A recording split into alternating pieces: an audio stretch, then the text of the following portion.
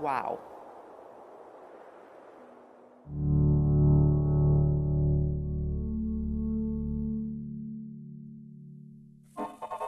I'm having fun in Sarasota with the sun and the sand and the sea. I'm having fun, ain't I a lucky one, with the sun and the sand and the sea. Hour after hour I love it more and more. I adore that Lido shore. I'm having fun in Sarasota. I love Sarasota. It's not on a strip, it's a circle. To me, that's beautiful. And then when I went out to the beaches, those were the widest beaches I ever saw. I think we're defining ourselves over and above a lot of communities within not only the county, but within Southwest Florida, because of our arts and cultural, because of our sports, because of the water. But you know, it's interesting, a lot of the people I speak to who have recently moved here, they just can't get over the arts and culture, what we've got here on any given night in the season, what you can do. That's a big, big definition of this community, what we offer here for such a small city.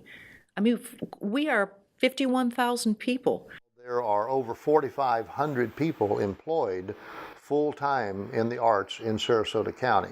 This is significantly larger than the typical county in the United States. Our nonprofit arts and cultural organizations spend over $180 million a year in our local economy, supporting other businesses. What I'm working on is what I'm calling a cultural impact number, because the numbers that I just gave you, the $180 million spend, that's what the nonprofit arts and cultural organizations alone spend. That doesn't count the for-profit galleries. It doesn't count Ringling College, for example, and there's a fairly large art institution in its own right. So I don't have a hard number, but we know that it is several $100 million. I think probably statewide, if you asked most people where the strength of the cultural core, the artistic core for the state is made, it would be Sarasota. And I think probably in large part that began and was defined a long time ago by John Ringling.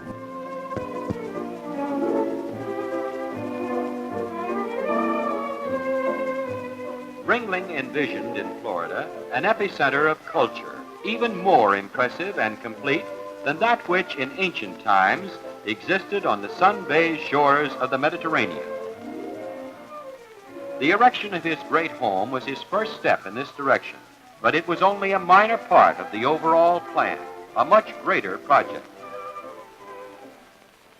The museum John Ringling built next door is truly a great contribution to modern education. Well, when John Ringling built this museum in the 1920s, Sarasota was a fishing village, literally a fishing village.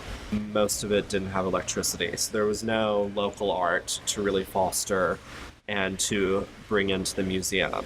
He was shockingly forward-thinking in placing his collection in a fishing village in Florida in the 1920s rather than on Fifth Avenue in New York with all of his friends.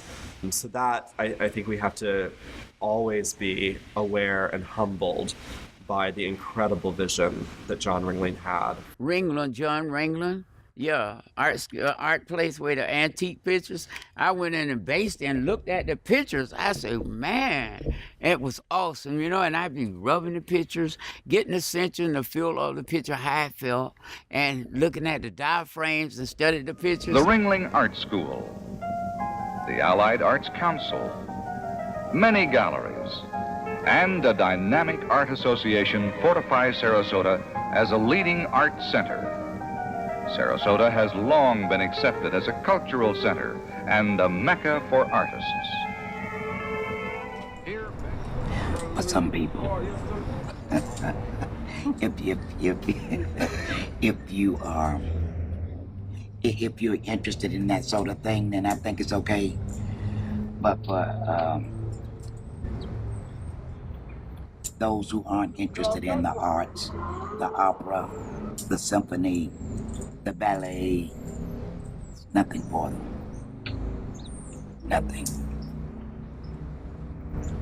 Would you call it elitist? Absolutely that. Yeah, absolutely. And what I see about Sarasota, I really don't like the people. Because all of them different. They act like they're animals. They act like they're in a cage. You try to be friendly with them, and they always... Well, how would you describe the community of Sarasota? In an old word, segregated. Very much so. Right now, the people who are controlling Sarasota are inhibiting its growth and its strengthening as a vibrant city that it could be. We really need to come together in this community and have a unified vision of ourselves and how we want that vision to be expressed to the world. Art does shape the identity of all of Sarasota County. No matter where you go, whether it's the street, the sign, the symbols of the neighborhood, it's art.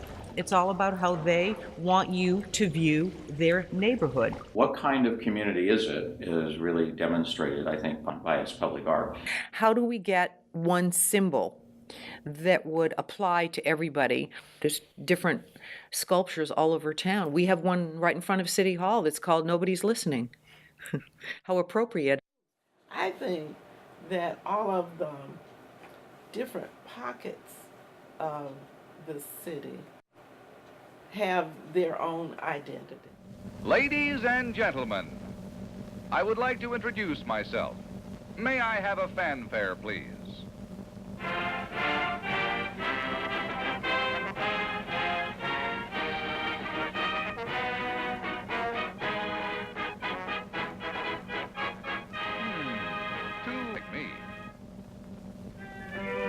I mean, it's the statue of David representing Sarasota. I mean, are we an arts community? Are we that powerful of an arts community? Ringling brought it over from Europe as part of his estate, and it just became the emblem.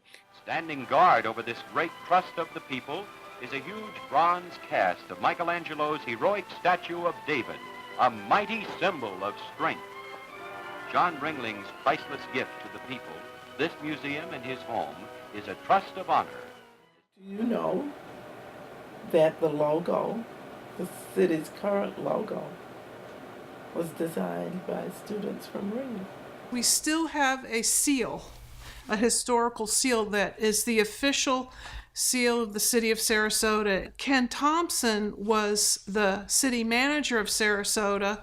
It was his decision to use the image of the statue of David as the city logo. Does it really represent my city right now? Especially, I guess I see it as like representing some kind of exclusivity. And they would never show the whole sculpture with the genitalia and everything. Sarasota is a city that tends to throw a cloth over something like that. It's not a true art appreciation community. What would represent my city? I mean, there may be people that would say, put a shell up there. And a purple shell would be pretty. I think I have seen the shell motif for Sarasota. My name is Sheridan Latimer. I'm 68 years old, and I've been an artist since I was 8. I didn't really come fully out until about 19. Found everything interesting and fascinating and usable for art.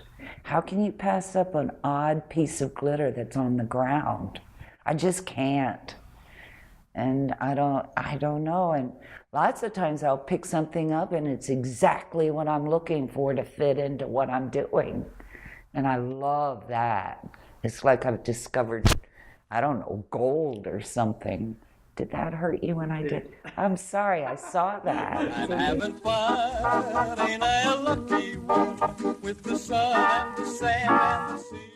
If you're not at the table, you're on the menu. Famous sculptors or artists in other parts of the country or other parts of the world are learning about Sarasota and want to have their mark here. We biannually do anywhere from a dozen to 20 some monumental sculptures along the bayfront in Sarasota. 12 years of doing these biennial, that's 6, we're looking at the 7th exhibition. In the course of that time, we have exhibited monumental sculptures from 8 different countries, representing 15 different states in the United States. We have represented 86 different artists and over 110 different pieces of sculpture. So it's diverse.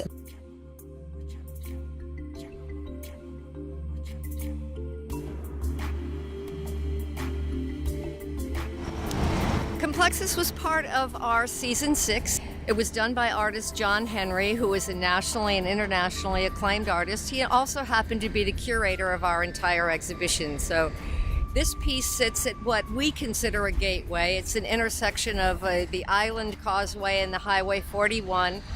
And it makes a strong statement, I think, about who we are in the city of Sarasota.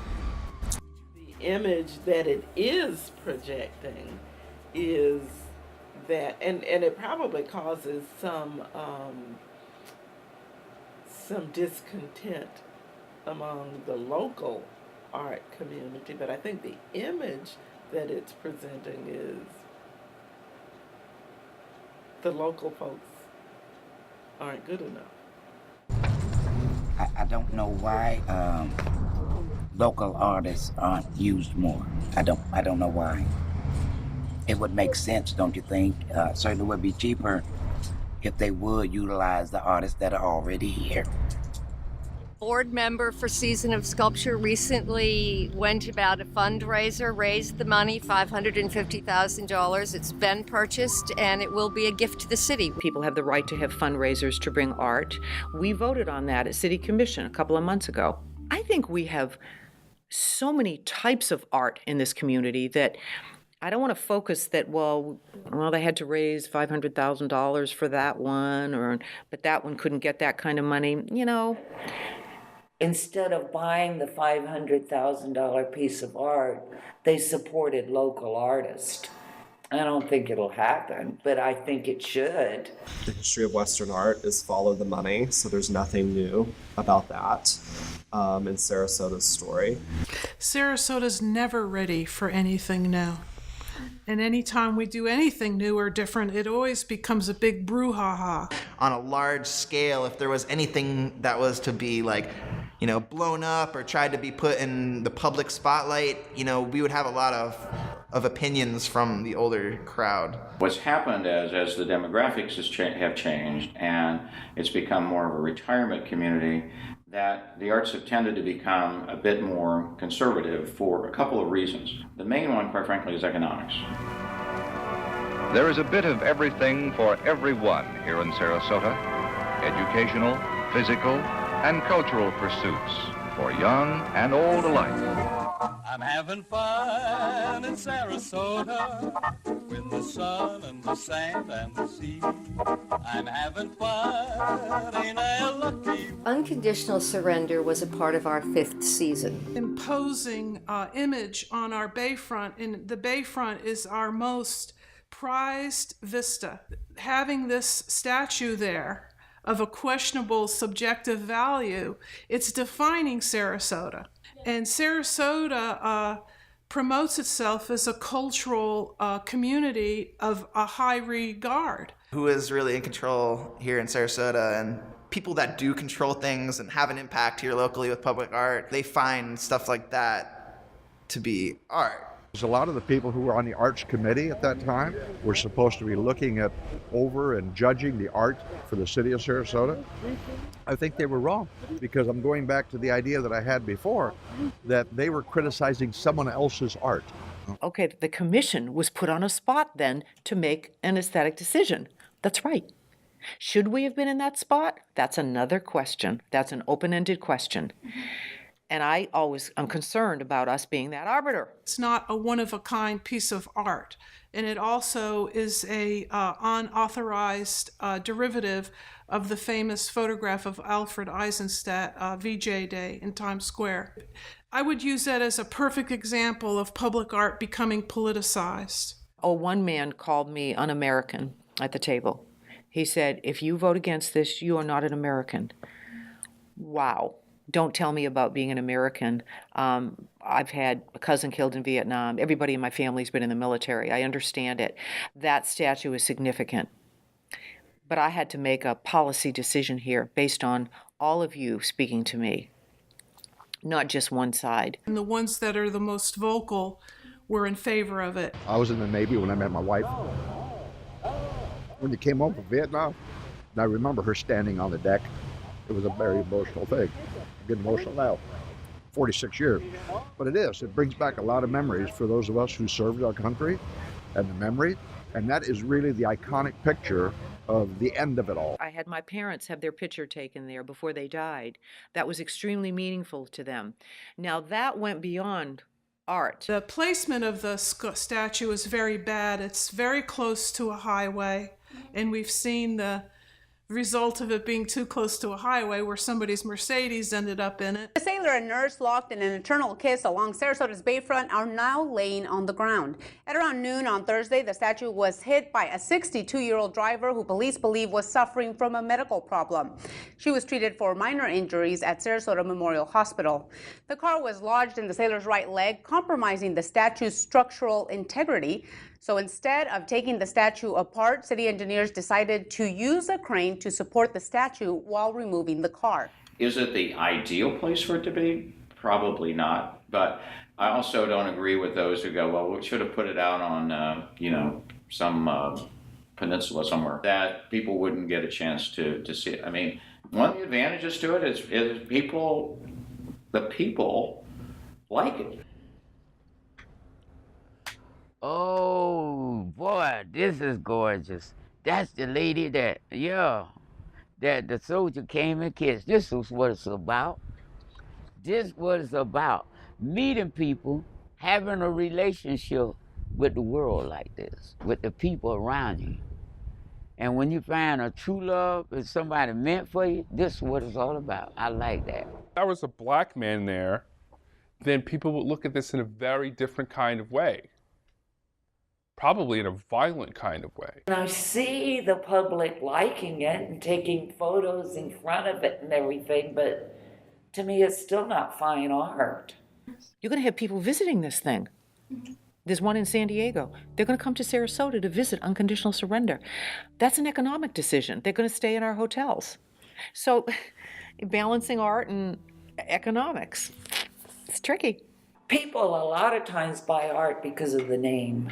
They don't know what they're buying. They're just buying the name. So that's the same with public art. They're buying that name because somebody else told them it was, or the statues in Michigan and Paris or whatever. So we got to have one. It ain't a game. It ain't a play. It's about business. Do you feel it? You see it? Get it done. Business people making money. And to me, it's not beautiful art, it's just a product. And there is a strong economic impact defined by the cultural core of this community. And one needs to understand exactly what that is. You can choose, like I said, to be an average artist and a good businessman and get your product out. That's not a work of art. You've got to see things in the tree, different lines and colors and lights, and then the next time you look, you don't see that. You see something different. And that to me is great art. And commercial art stops. It's done its purpose. It's flat. It's selling something. For instance, there are 60,000 plus minus on a good day cars that drive by our exhibitions on the bayfront.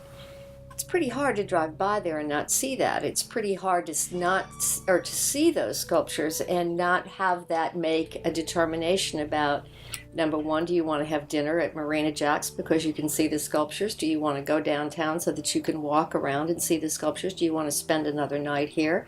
A funding system called the TDC grants, the Tourist Development Grants. Those are designed to fund anything cultural that can prove that it brings tourists to our area. You can't have a vibrant community. You can't have a community that's just there to serve the tourists. You have to have a community that people want to live in. Young people at Ringling College and New College and all the colleges, USF, State College around here, come here, you train, and then you take all of your wonderful ideas and go somewhere else. It's a lack of venues and outlets here locally, not quite as many youth as there are in larger cities. I think a little bit combination of everything attributes to kids having a hard time locally. The young creatives need to get together and create their own political voice. Last year or so, with our new curator that we've got at the Ringling Museum, there's some good things happening.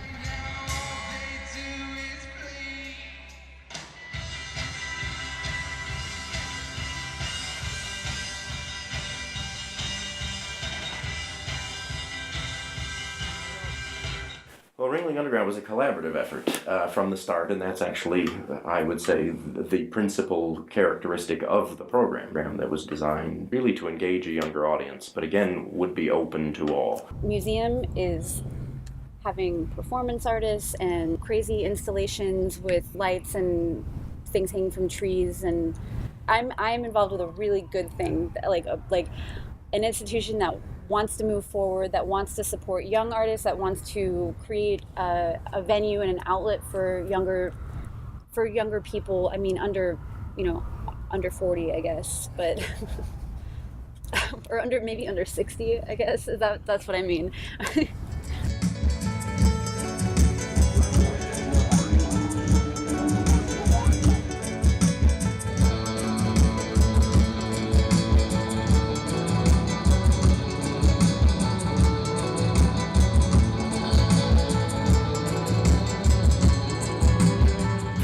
Perspective, this is also an investment longer term. To the museum, the young people of today are future staff members, volunteers, donors, patrons, etc. If an institution ignores that audience, then it does so at its own peril. I'm having fun in Sarasota with the sun and the sand and the sea. Leon Middleton, do you know him? I do. I know him as Kojak. I never did go to school to draw.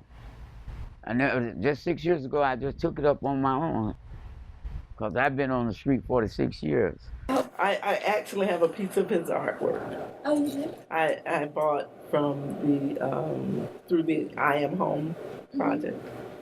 Tell me about that project.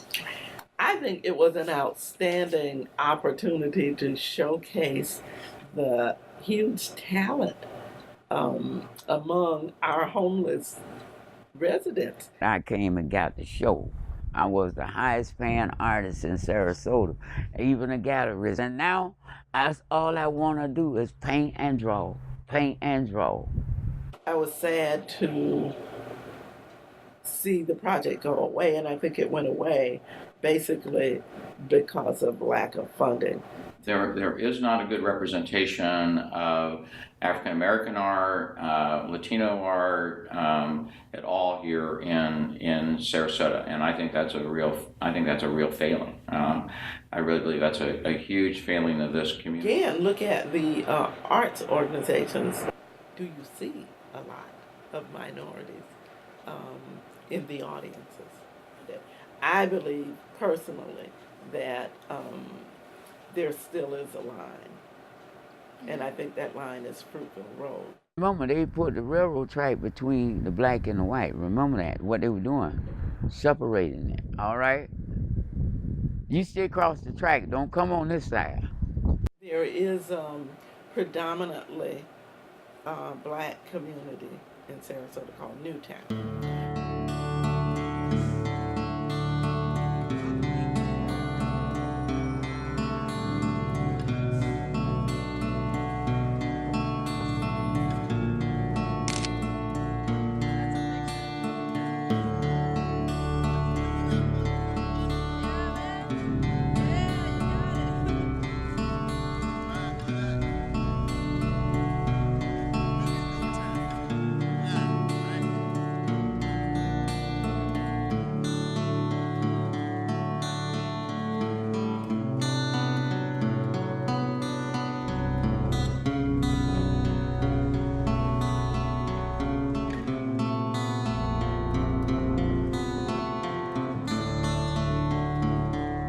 And what you'll find is that in communities like Newtown, you'll have artists who can get financial support to come into the community and to impose creative definitions and creative points of view on and of the community.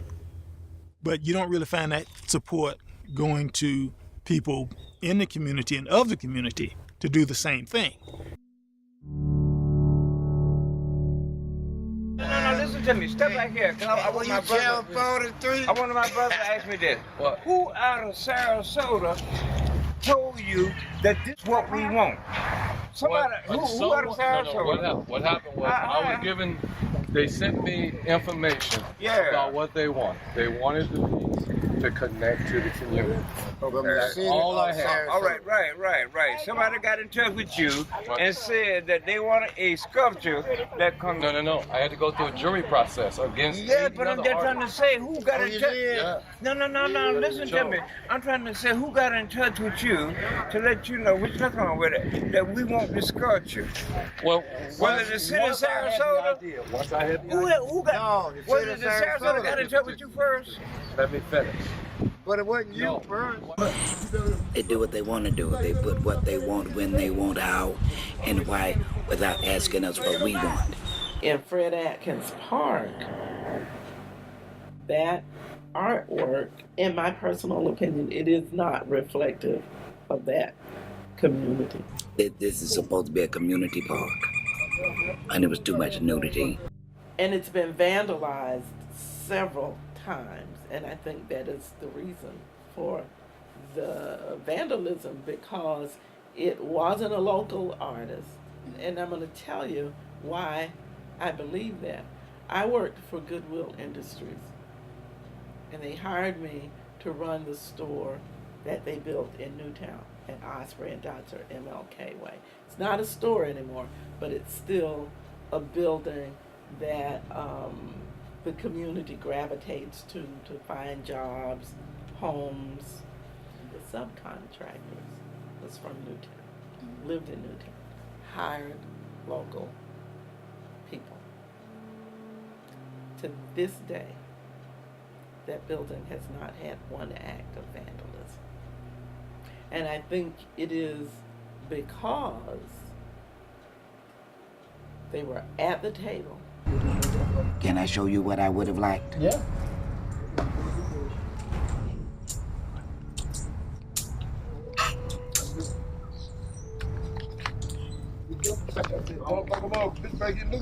It's called the community drum.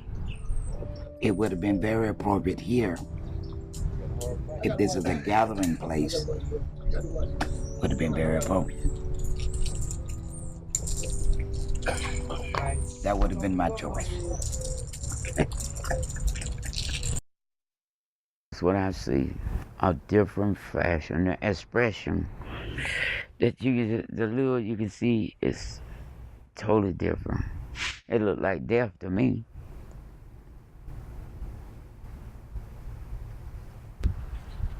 There's no joy in this. And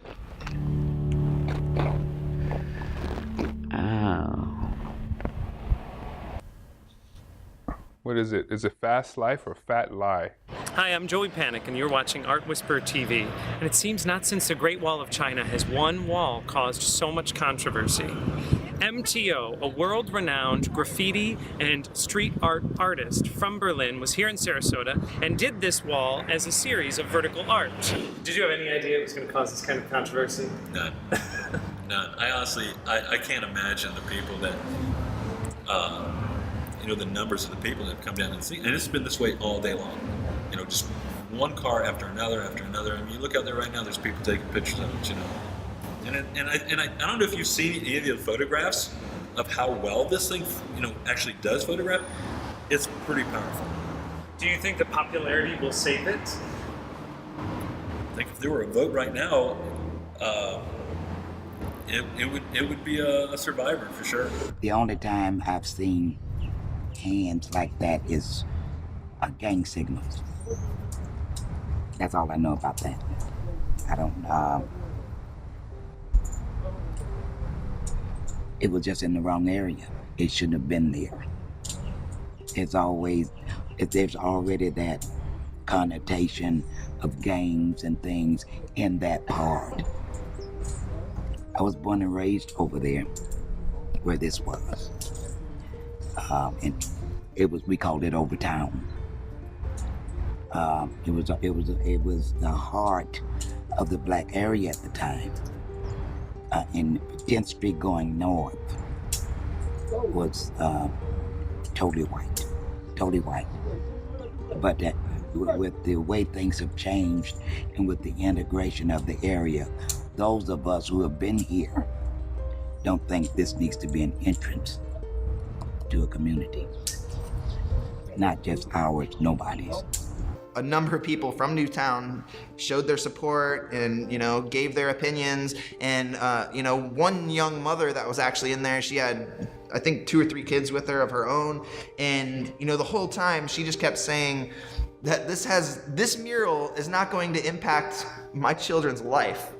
My children aren't gonna walk by this every day and all of a sudden grow up and wanna be a gangster, or all of a sudden wanna grow up and be a prostitute. And this was literally her words, And so in that regard, she completely understood that this has nothing to do with anything that's going on in Newtown, anything that's going on really anywhere in Sarasota. It's just art. I found out that it wasn't about symbolizing gangs. It wasn't about degrading a neighborhood.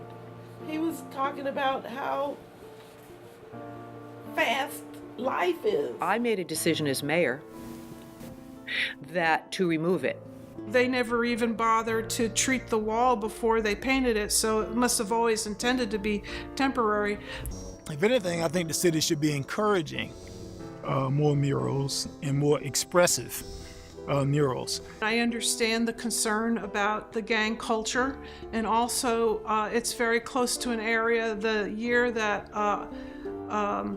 Fast Life made its appearance in Sarasota, we had, I guess, 9 murders in North Sarasota, and there was a lot of evidence that they were gang related. If more gang members painted murals, wouldn't that be nice? I mean, instead of shooting each other, they're so trapped that they take it out on each other. Love graffiti art, and it's not for money, but it's politically out there and good, It strikes you, it hits a nerve. There's more than one way to do art. There's more than one way to express themselves. The more Sarasota will be open to things, new things that a lot of larger cities have happen on a daily basis that Sarasota just can't really understand. What? Why? How? Before we form an opinion that we don't like it or it won't work or whatever. Having the community part of the discussion, I think, will prevent the community from being on the menu. After hour, I love it more and more. I adore that Lido shore. I'm having fun in Sarasota with the sun and the sand and the sea. Have things changed in the past 20 years? Slowly, it has. It has changed. I have to say that. Certainly has. But you remember them saying that more things change, the more they remain the same. If we are not careful, and I mean this from my heart, if we're not careful, it will go back. People don't want to be on the menu. They want to be at the table. They want to help shape the decisions that affect them. Cultural colonialism can be very dangerous under the guise of cultural liberation, right? This idea, I come into the community, bring these incredible things. You guys have to understand this is a great art. What I mean by new development in society is the people. Get out and see how can you improve the neighborhood. See what can you do to make it different, or what we have to go, what level to go into to make it different. The job of the city should be to support community-based organizations that have the interests of the community in mind. We have just built one of the most beautiful, to me, very integrative community centers that, by the way, is regional. It is in Newtown. I'm there working out 3 times a week at the Robert Taylor Center. There's a great staff up there that keeps the community abreast of what's going on and getting them involved in what's going on, and at the same time for business people who are looking to redevelop in that area, they are an asset. I would like to see more of a connection to Ringling College. There's pieces. I want to see more of a bridge, if you will. I'm talking with President Thompson about actually doing an exhibit to showcase the talent in the Newtown community. I'm hoping to have a show here on campus of Newtown artists themselves, which I would love to see happen. I would love to see a gallery in Newtown where African American artists could showcase their work. Artists are political. They have an opinion. They want to change things. In my opinion, if you don't have dialogue, you're dead. Because in the end, your work is for the community. So the next picture I paint is going to be about freedom. I'm having fun in Sarasota with the sun and the sand and the sea. I'm having fun in Sarasota with the sun and the sand and the sea. I'm having fun, ain't I a lucky one, with the sun and the sand and the sea. Hour after hour, I love it more and more. I adore that Lido shore. I'm having fun in Sarasota with the sun and the sand and the sea.